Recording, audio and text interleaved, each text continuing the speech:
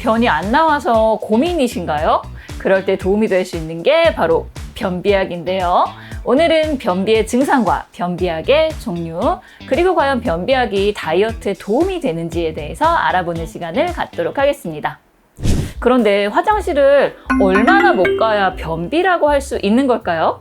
변비란 대변이 대장에 오래 머물고 정상적으로 배변이 되지 않는 증상을 의미하는데요.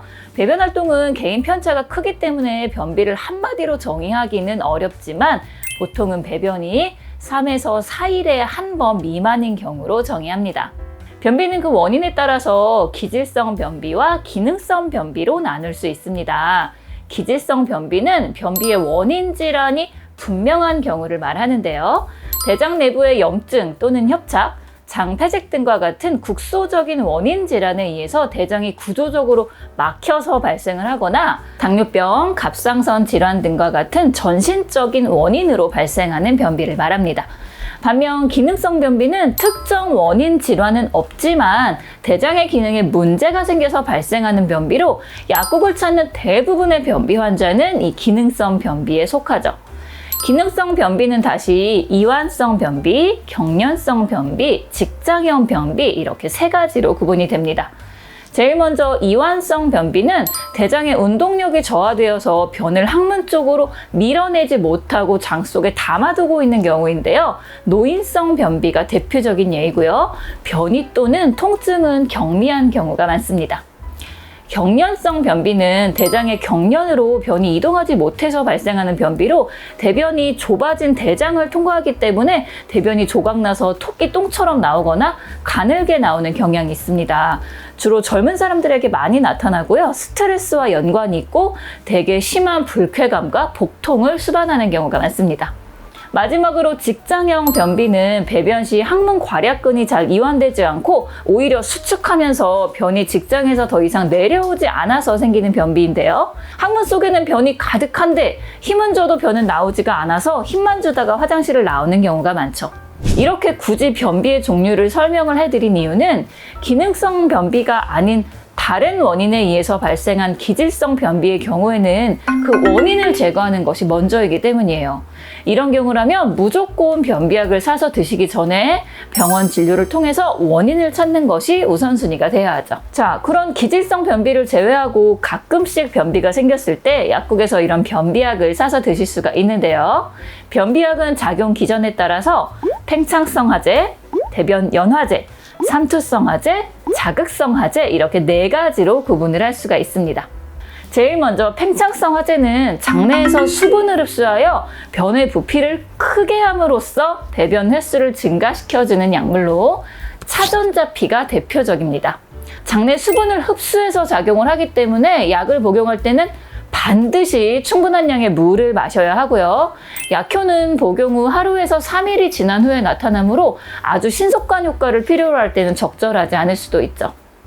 생리현상과 가장 유사하게 배변을 촉진하고 비교적 안전성이 높아서 대부분의 변비 환자에게 1차 선택약으로 쓰이고요. 다른 약물의 흡수를 저해할 수 있기 때문에 다른 약을 드실 때는 1시간에서 2시간 간격을 두고 복용을 하셔야 하고요. 장내 가스 생성을 증가시키므로 복부 팽만, 복통 등이 유발될 수도 있습니다.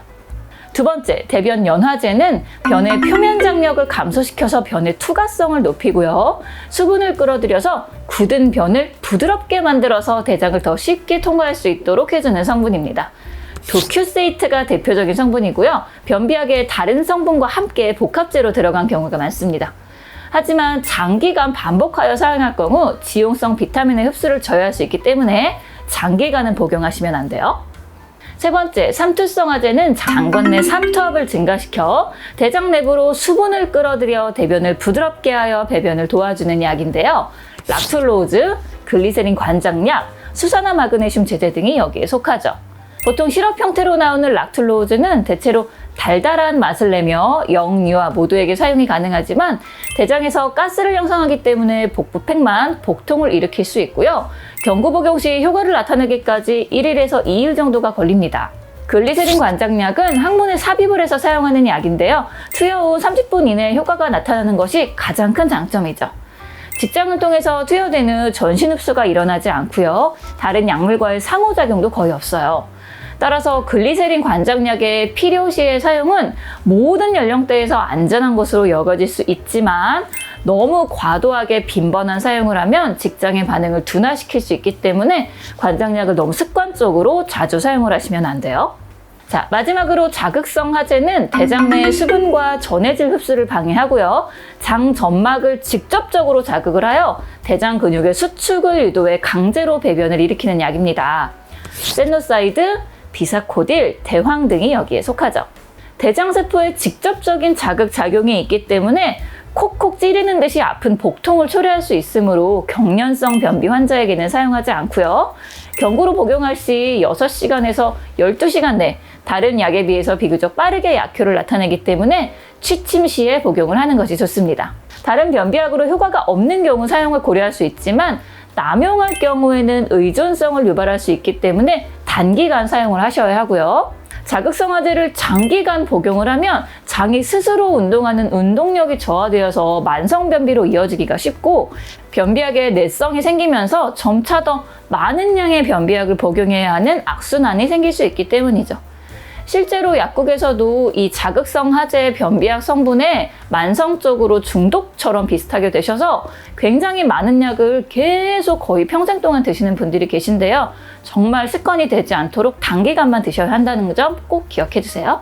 또한 세누사이드 성분이 포함된 변비약, 비코그리네스, 아락실과립 등과 같은 약들을 복용하면 소변색이 일시적으로 젓갈색으로 변할 수도 있지만 인체에는 무해하므로 안심하셔도 된다는 점을 알고 계시면 좋을 것 같아요.